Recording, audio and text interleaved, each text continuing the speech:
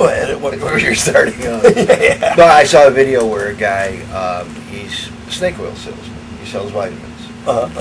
And my buddy, this guy's magnificent. He's going to save you from your diabetes. He's going to fix everything that's wrong with you. Your heart disease is going to go away, and you're going to be strong. All right, let me look at a YouTube video. And I saw the guy on YouTube. I'm not going to mention his name, but he had like a blue background that was obviously like a bedroom sheet, and it was incredibly low budget. And at one point, he got up and turned the camera off and didn't even edit that part out. And this is a guy that this guy wants me to spend thousands of dollars with and go to his. He actually took me to a spot in Ann Arbor, Michigan. We did a road trip. Snake oil salesman. He had walls full of, and one of the vitamin supplements that my buddy wanted didn't even have it on the shelf. And I'm like, how do you charge $35, $60 a bottle for this stuff? And he's got to wait for the shipment to come in at about 11 o'clock today, so we're going to spend another day in Ann Arbor to get blah, blah, blah, blah, blah. I'm a little funny that way. Yeah. He got his supplements. He's happy now. Yep. I took him for a while. I didn't notice anything, so there's that. Yep. Hi, I'm Leo. How you doing? Hey, Leo. Hey, it's good to be together today. It's outstanding. I wanted to get together with you, and we met somewhere in the past year. About 6 months ago. Yeah, about 6 months ago. Well, actually, it was around October when I moved to Hamel, and I met you probably about a month. And I had my surgery yet when we met. It's probably around that time. I think maybe I met just before, like. So you saw me limping around. Yeah. Okay. And then got to know you much better after the surgery. So that was around November, December. Yeah, but I found you're a really good guy, and we had a common problem with alcohol. And you've put together 33 years of sobriety now? Yeah. Wow. April 29 was 33 years. Wow, that is awesome. That is awesome. September 15th this year will be 2 years for me. Well, I have to correct you though when you say sobriety, because I've been around that long. There was an old school tradition, and I'm loath to claim sober because there were stretches of like 6 years and 8 years that I didn't attend 12-step meetings or have a sponsor or anything they suggest. So I like to say abstinent from alcohol in most cases. Yeah. Well, it's interesting because just the other night I was at a meeting, and a woman made a comment that, again, it was on this, sobriety, that she considered, she says, I wasn't really going to any meetings or any doing anything to enhance my life. She says, I just wasn't drinking. And she says, man, I was so dry, I was a fire hazard. I've heard that one, yeah. And, it's one thing to put the bottle down, and we're always in recovery. I find that a lot of the people that I've seen that have had relapses or fell down, they stop doing the things to enrich their lives and live a better life. They just figure if they stop drinking, everything's going to be good. But you really, addictions, here's what I found, and compare your experience to mine, is that our addictions, whether it's alcohol or drugs, is just really a symptom of an underlying problem. Absolutely. That none of us really intend to go out and be an alcoholic or intend to be a heroin addict or whatever. Right. But we started at some point, we tried it. And, you hear, marijuana is talked about as, like a gateway drug. And I tried it in high school, and, it's something that it never really had a major appeal to me, and I never got addicted to. But it was kind of cool to, you smoke a little bit, and you get away, and those things that you don't necessarily like in your life kind of like fade away. And, so the symptom wasn't that I wanted to smoke the pot and get high, but it got me away from the things that were making me feel less. Things that I wanted to get away from. Self-esteem issues, situations going on with the family that, were real uncomfortable. And, pot wasn't something that grabbed a hold of me, but alcohol did. That alcohol, is much more convenient than pot, and of course it's legal. Right. Even though, at times when I was underage, I managed to get into it, so that's kind of illegal. It's a funny story for the camera. When I was 17, I had this bright idea because there was a bar a little less than half a mile from my parents' home in Gates, a residential blue-collar community. And I got a hold of this guy's expired card for a student at MCC. Oh, yeah. So I took it and I blew it up and I massaged the data and put it back together again. I shrunk it back down again. And I put some big pieces of tape on it so it appeared to be laminated. I took a shot. So I walk up to the neighborhood bar. There's this big bouncer. Oh, you got to show me the ID. On the ID, I didn't put that I was 18, which was the drinking age back then. I put on it that I was 19. I figure if the guy thinks it's fake ID, maybe it's going to be more real because I'm claiming 19 instead of 18. I'm like, yeah, I get that a lot, and I hand it to him like I don't care because I've done this a million times before. He looks at the back, hands it back to me, says, go ahead. And I walked inside. And so it began as far as my bar drinking. Now, to back up, I found out at the age of 7 that I was adopted. And I didn't find out in a good way. So it caused a sense in me that I wasn't good enough, kind of thing. My mother even told me, because I had a brother that they adopted as well, and we adopted a boy, and then we wanted a girl. So not only was I not adopted, I wasn't even the gender that they wanted, because they were both 40 years old, and back then to get a newborn baby under a year of age, you couldn't be past your 40th birthday. So the agency called and says, we got a boy here, and he looks like your husband. You gotta come down and see this. And my father walked in, took one look at me, goes, it looked like all my baby pictures. I'm like, are you sure you didn't cheat on me? What? And they took me into their home, but at 7, she was like, we wanted a girl. And I can't tell you where babies come from, but there's this place where they're like warehouse babies in this big brick building. And we had to like negotiate to get you, and And my brother had told me, and she beat the tar out of him for telling me. So I knew. Because he was the first one who said to me, you're not so much, you're adopted. So it was true. It wasn't good. I can't find out where babies come from, but there's babies that are unwanted, and they're warehoused in this building. Not so good. And then I find out she wanted a girl, because she wanted to make pretty dresses, and show it off at church and whatnot. And I'm like, wow, this sucks. So at 17, I had a buddy that worked at 7-Eleven that would sell me beer. So I'd already had some experience with beer, but I wanted to get next to the alcohol. So I'm in there and I start doing shots, and I don't know how to control myself. So I'm getting drunk. I fall down a couple of times. I should say I don't have a problem drinking. I drink, I get drunk, I fall down, I get up, no problem. And the Italian, Sicilian, my father was born in Sicily, my mother was born in this country, but her parents were both born in Sicily. They would have these big family reunion type Christmases, Thanksgivings and whatnot. And it was whoever had the biggest kitchen, which my father's sister, 9 years older than her, and my Uncle Joe the barber, they would have it at their house. He made a lovely Dago red wine from his own vineyard. It was great. And there was a table with about a dozen Italian, Sicilian men of respect. And they all were contractors, car lot, barber shop. My father was a building supervisor for a large company back then. All were men of respect. One of my uncles in New Jersey unfortunately passed away that year. And now there's a chair on the table. And I'm 17, sitting at this little card table with 11-year-olds, not enjoying myself. And my father's like, hey, your cousin Joe in New Jersey, he passed away. I went to the funeral. Yeah, there's a chair at the table. You want to come join the men? Well, you've got to ask me twice. So I'm sitting there.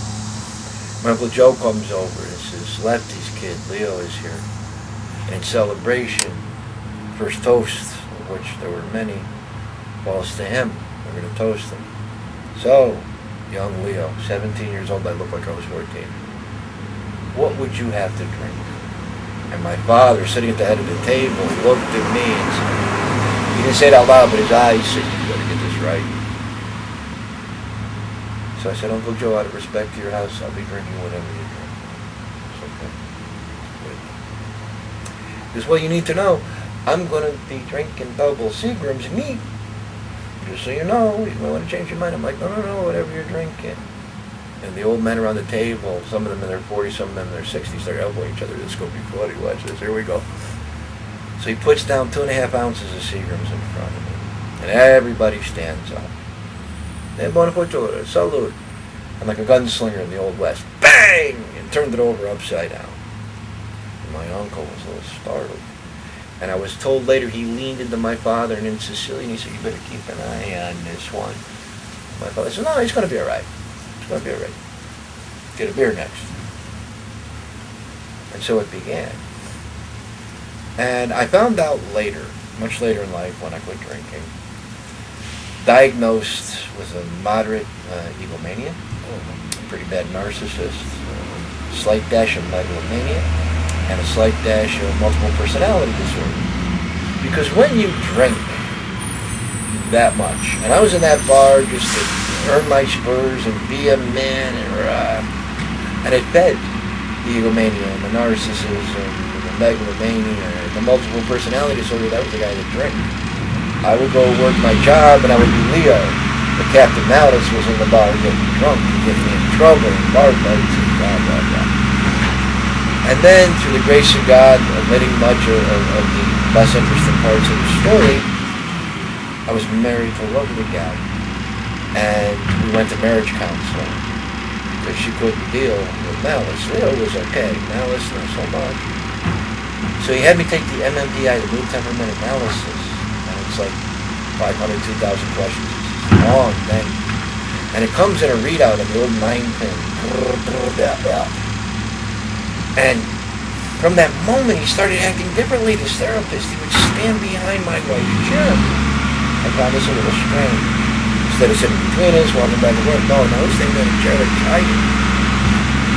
He says, you have a drinking problem? I said, I don't know what day is it. You have a drinking problem? Not really, I only got about $12 on me. Do you have a drinking? He wouldn't let it go. So finally he said, I don't know. If you want to find out, Blue Cross and Blue Shield will cover it. We'll get a certified alcoholism counselor in here.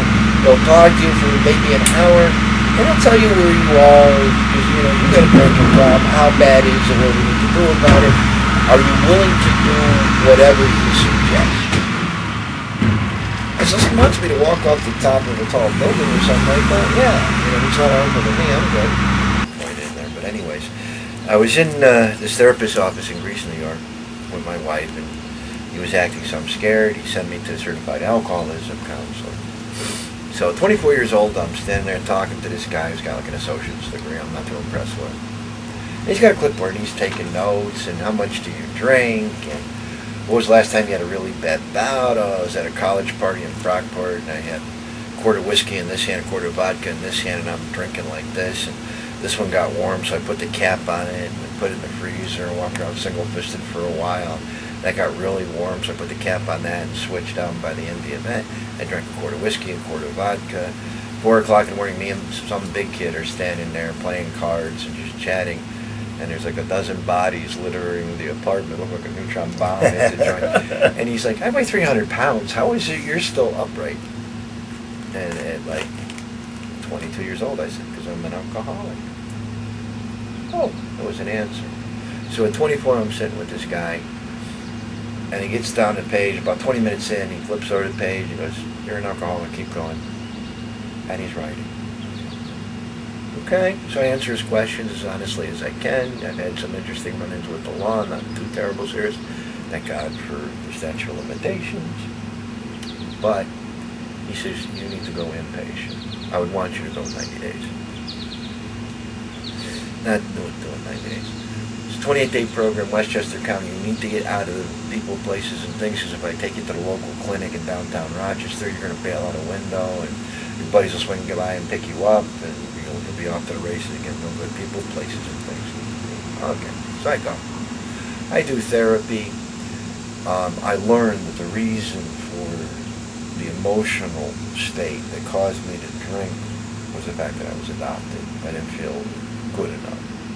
But if I caught you in a bar and I whooped your butt, then I was good enough. and the fellows accepted me. They called me rookie because I was young, but they accepted me. I was one of the clique. I was good. I would go. My father taught me. He goes, "You're going to drink and drive. I know you're going to drink and drive. Start the furthest bar away. If you're going to hit 4 bars, start at the furthest one, then the next closest, and the next closest. Finish up at this bar around the corner because you can walk from there." Never got a DWI. The old man was wise, and I listened because he was big. But anyways, I go back to the therapist, and he said, "Not for nothing. I know it's going to be a drag for you, but I want you to take the MMPI again. This will give me you were here when you were still drinking, and now that you got..." They kept me. I wasn't done coking. Instead of 28 days, I did 36. And then a week at a halfway house, I bounced from the halfway house. So I had like 43, 45 days. Very green as far as 12 steps go. But I take the MMPI again. Take the test. We go in the next week, and he's happier. Why is he so happy? He said the old 9-pin printers, he rolls out this big piece of paper, and back then we could smoke in his office. Put an ashtray off the page. It went like this, and about a foot above was the ashtray that's worth it. You could imagine the 2 points peaked. An odd thing I thought. I said, "What's with the ashtray?" He goes, "Oh, that's your anger quotient. That's the old one.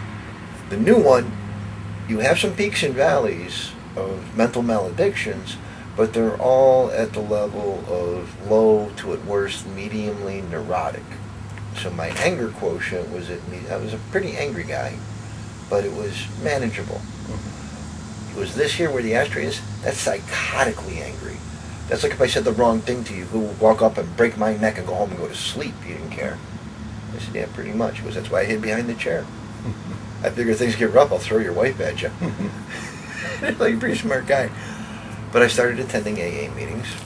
At 9 months sober, my first wife divorced me, which fear of rejection is one of the things that hit me the strongest because of the whole adoption issue.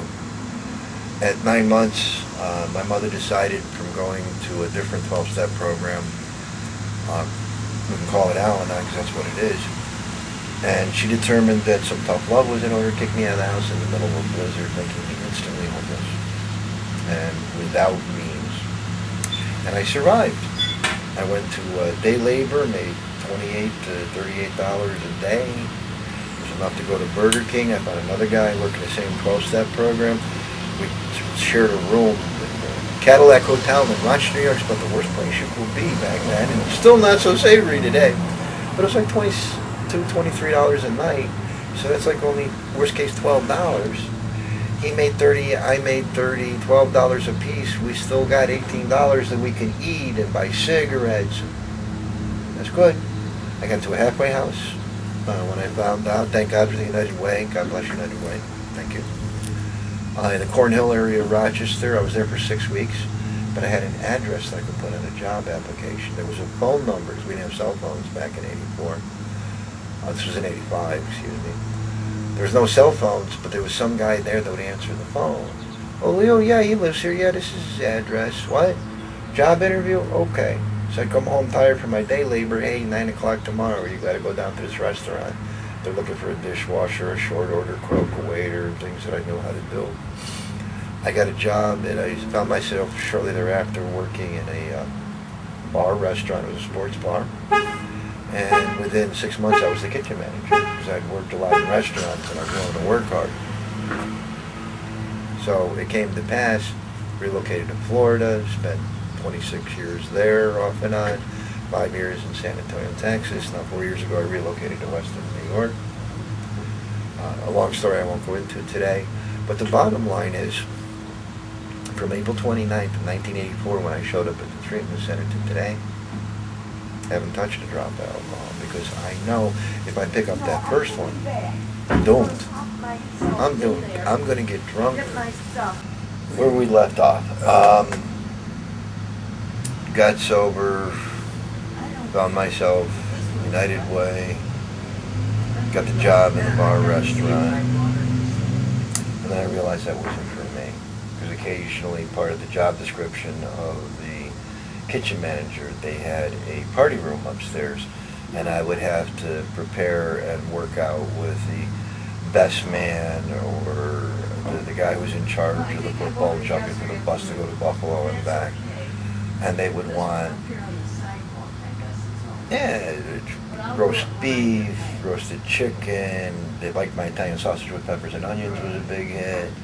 So that we usually, threw in. They didn't have to pay for it. If they didn't like it, they always paid for it. And the potatoes and the corn and, the one on the salad. So I had to put all that together. And once in a while I had a 10-bar as part of the job description. And they didn't tell me that when they hired me for that spot. So after the third time, I went to the owner and I was like, look, Rich, I'm almost 2 years sober now. This is not for me. Well, it's part of the job. We got into an argument. I quit. And that's how I found myself to Florida and then San Antonio and then back to Florida, remarried, have a son now. Oh, that's awesome. He's doing well in Raleigh with his mom. Her and I don't get along. Because I have my moments. And it's worthy enough of note, I think, that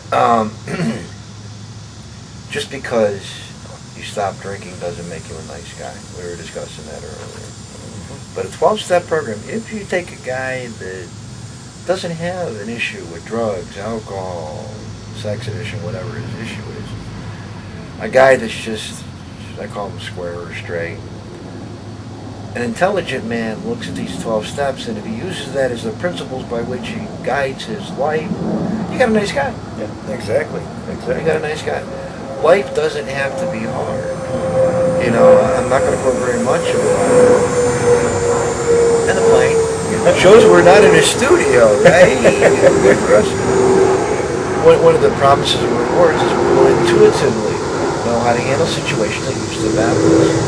That's one that I found has been most true in myself. There's been some revolting times in my life that life gets hard, whether you're drinking or not, and I intuitively knew how to handle them. Mm-hmm. Did I do it? Not always. Mm-hmm. Maybe half the time. Mm-hmm. But whenever I did it and it worked out, then I knew this is how this gets done. Mm-hmm. And when you get to be 57 years old, mm-hmm. and life has banged you up enough, mm-hmm. lesser issues like a flat tire on your car, you don't go get drunk over that. Mm-hmm. Part of the deal, and this is a little wisdom for you people in the rest of the universe out there, hi.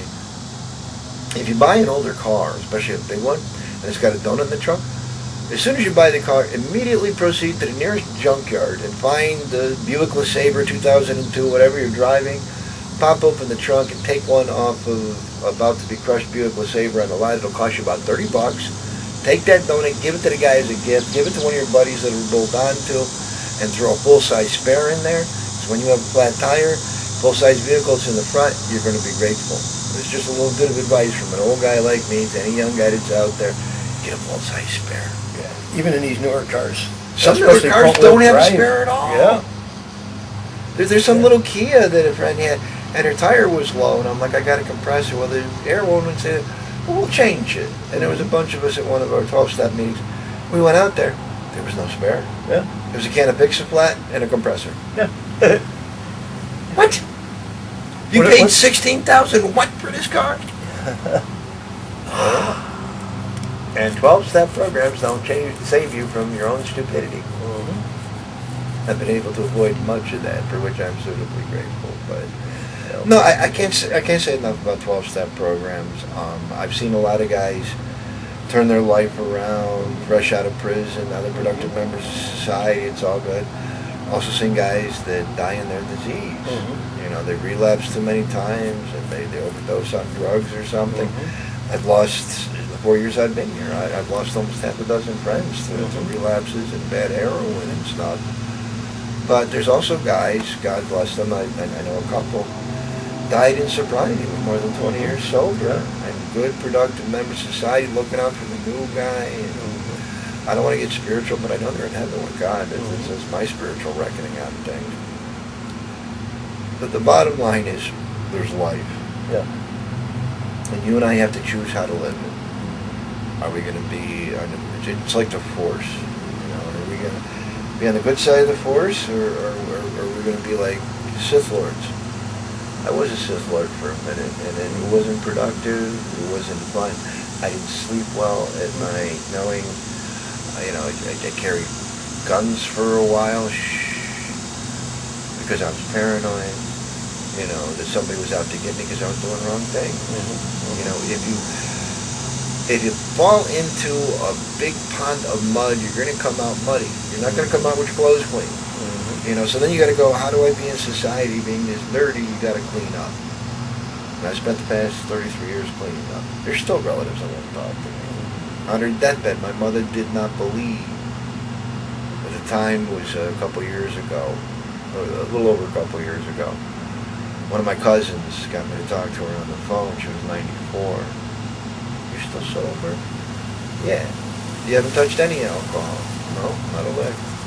Not even one? No, Mom, not even one. And I started feeling some kind of way. I can't believe it. And here comes the mailman. Hey, mailman. You know, it's just a busy day out there. Hey, you know, it's all right. They don't mind. You don't mind, do you? They know it's all. But she died not believing that her son was in recovery. And I'm a little saddened by that. But you know what? At that moment, the 6th time she let out a sentence that indicated she didn't believe me. God, in His infinite wisdom and mercy, thank Him, gave me the perfect line. I said, thank God that your belief mechanism is not the hook on which I hang my recovery. Your believing in me has no impact. All right? So you just need to know that. And then we can verse a little more. But the bottom line is, if you're badly alcoholic, you're badly drug addicted, and you're just coming out of it, 12-step program's highly recommended. Inpatient might be for you. Figure out the best way to get over yourself, but be prepared that your parents, your wife, your children, your grandchildren, whoever, initially are not going to believe you because they know you as the drunk, the drug addict. I'm better now. I'm going to a 12-step program. And they're like, yeah, we'll see. And if they don't enwrap you and love you immediately, don't panic. Show them that you intend. Don't talk about it, be about it. Go to 3, 6, 9, 12-step meetings a week, whatever it is that you need. Some guys can get by with 3. I'm right now sponsoring a couple guys in the program, so I go to meetings with them, so I'm attending about 6 a week. I don't need that to stay sober. I need that to encourage the new guy. And that's all I'm doing. Because somebody did it for me 30 years ago. It's how it works. You know, I wish they had a statement more like that in how it works. You know, associate with other guys in recovery. They should be okay. I think, at least from what I find, is staying sober and living a better life is, you know, more about maintenance. You know, I mean, think about your car. If you don't maintain it, right, you know, things start breaking. You know, you address them as, you know, when the brake squeals a little bit, you know, let's fix the brakes. Don't wait till it's grinding and doesn't stop the car and you wind up in a wreck. Yeah. Okay, there's, you know, a lot of similarities and just common sense to the 12 steps that, you know, it's simple. It's not easy. Right. But it's always simple. But it's very, very simple. But we complicate it. A lot of what I'm seeing in peace these days, I mentioned it in a meeting, and a number of people picked up on it, so it's potentially a hot topic, not just one of them. I'm not in charge of my own committee in my head, so, you know, sometimes. But I mentioned that nowadays young people, and now we're sounding like our uncles did 30 years ago, right? Yeah, especially young people, some people in our age demographic as well, seem to have this gosh awful sense of entitlement. Oh, yeah. You know, true story. I was with a friend of mine, and she's got a handicap placard, so we parked close to a Walmart. And this gal had this big suburban SUV. She's parked in the fire lane right outside the door of the Walmart. And, you know, I looked at my friend, and apparently loud enough for her to hear, but I wasn't talking to the woman. I looked at my friend, and I said, you know, some people have this unfortunate sense of entitlement. And she's climbing in the vehicle, she looked over at me, and I just, as we're walking past the front of the vehicle, I looked, and we got about 40 feet into the building, and I stopped, and I'm a former volunteer fireman. Now, she's there with the vehicle now, and the fire truck comes, she can move it, but it's just grating on me that people do this. So I'm inside the vehicle and in the building, and I look back and sure enough, the greeter is a friend of mine from church. And I'm like, Tommy, how you doing? And we're shaking hands, and I'm Italian, so hey, Tommy, how you doing? The woman comes charging into the Walmart with her arms out. You got a problem with me? Like she wants to fight me. And I'm just looking at her going, look, Wally, you crazy. Okay. And she's chirping at me, her father, his meds. I'm thinking to myself, get one of the electric carts, bring it to the car, put your father in it, bring the cart in, go to the pharmacy, roll the electric cart back to your car, put him in the vehicle, Dad, I'll be with you in a minute, and drive the cart back in and plug it back in the wall where you found it. This is how this should be done. Not you're going to park right outside the door and he's going to come with his walker. And I thought to myself, if I make this woman mad enough, this is where I'm unhealthy, okay? I'm not claiming this is a good thing. It's not a good thing. And I says to myself, malice says to me, make this woman mad enough, she'll swing on you. Let her hit you. It's not going to knock you out. You're not going to get hurt. You're already missing most of your teeth. What do you got to lose? Then you can have her arrested and trespassed, and she can never come back to this Walmart again. Won't that teach her a lesson? Who am I to teach this woman a lesson? She was offended. Providence and prudence say I should apologize. She's wrong, but I should apologize. So very carefully I said, I'm sorry if what I did had you feeling some kind of way. I didn't say I was sorry. I was sorry that she was so emotionally, because she was making a big scene. And I could watch the gas falling out of her sails. Well, you should be more careful next time. Yes, I should.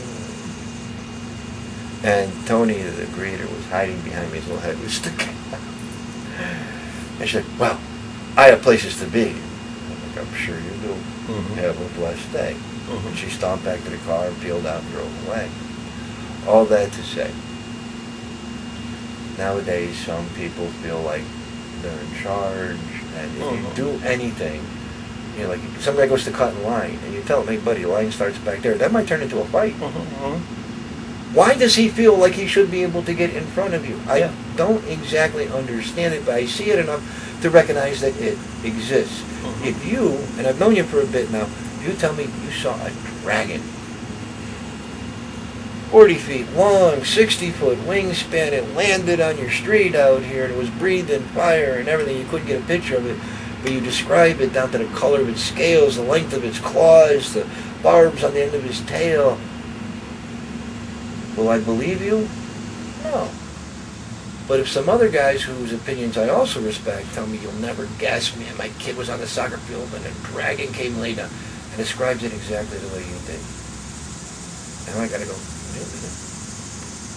If one person tells you you have a tail, don't worry about it. Two people tell you, turn around and see if that bad boy's wagging. 'Cause it's there. I've seen enough people with this sense of entitlement that I don't understand why they do what they do, but I'm not so ignorant as to ignore the fact that some people do that. The thing is now, after 33 years off and on in a 12-step program, after 33 years abstinent from alcohol, I don't have to do what they do. I'm not obliged to. Just recently at an AA meeting, inappropriately, but a guy said something towards me and my associate that was there with me. It was totally out of order. And I was startled. And Captain Malice right away, he said, go put your hands on the table. Say it again. Come on, say it again. Like you want to fight the guy. That's what he wanted to do. Not what I wanted to do. Not what I was led to do. Therefore, not what I did. I gently took him out of his cell and put him back in his little box that he came from, and as politely as I could. Because I'm not the guy, there's an old saying of, I'm not the man I want to be, but thank God I'm not the man I used to be. Right? I haven't been in jail in a long time, not even booking. I recently encountered the police about a year and a half, about a year ago, with a good friend of mine, and he was looking to buy tax properties. People lose their homes or buildings for taxes. 6-unit apartment. And the guy had taken the tax auction in 6 days sale out of the ground and threw it on the porch. You could see it. Mm-hmm. He put up a no trespassing sign. And it was in the book. Tax assessed, a picture, there's the building. I said, you know what, let's not knock on the door. There's a couple cars parked there, maybe somebody living here. We'll just walk around the building. Now, is it illegal for me to walk on property that says no trespassing when it's up for tax assessed auction and the book says come by and see it, which holds sway? And the amusing part of this is he's an 18-year corrections officer at a local correctional institute. I grew up with the guy. And he's like, which one's next? Because it was my neighborhood. I said, oh, this one's on Bank Street. We'll just go down here and check this one out. And the next thing I know, there's local town cop parked behind them. One's pulling in next. We're surrounded. Mm-hmm. And I look on the side mirror, see the cop rolling up. One rolls up next to me, and I start laughing. We're in trouble. What's so funny? Oh, my gosh, we're in trouble. I said, no, I'm happy. Why are you happy? I have no wants or warrants, so I'm not going to jail over this, man. I got ID, let's roll, you know. Uh-huh. And they came up and they were like, hey, you know, we're going to give you a citation. So I got a German contemplated dismissal that's already expired, like it never happened. Mm-hmm. Life will happen to you. It's what you do with it. You know, the old me would have gotten sore. The guy that owned the building, maybe thrown a rock through a window or two, just to express my displeasure. Mm-hmm. So it gets sold for less money, and the tax money that he owes is mitigated by the damage I do to the building. Mm-hmm. This is how an alcoholic thinks. I'm going to get you. Mm-hmm. I don't do that anymore. Yeah. And I feel a little warm fuzzy about it. Yeah. You know, not self-righteous, but I don't need a pat on the back because I didn't do the wrong thing. I was about to say did the right thing. I didn't do the right thing. I didn't do the wrong thing. Mm-hmm. Mm-hmm. And when I stood in front of the judge, he was like, a German contemplated dismissal, you know, get that. Like it never happened. Mm-hmm. It's how you respond to life on a day-by-day situation. Yeah, exactly. And that's the lump sum total of it. You know, I could put a bow on it, I could hang some tinsel from it, but the bottom line is, I remember when I drank, especially near the end. You hear me now. Neighborhood bar. I would walk in, it would be like Norman Cheers. Leo! Rookie! Hey, come on out, we got a picture, got that. Okay, fine. Life of the party. I've had about 30 bar fights. Didn't win, but maybe half of them. But the last 6 months. I knew I was alcoholic.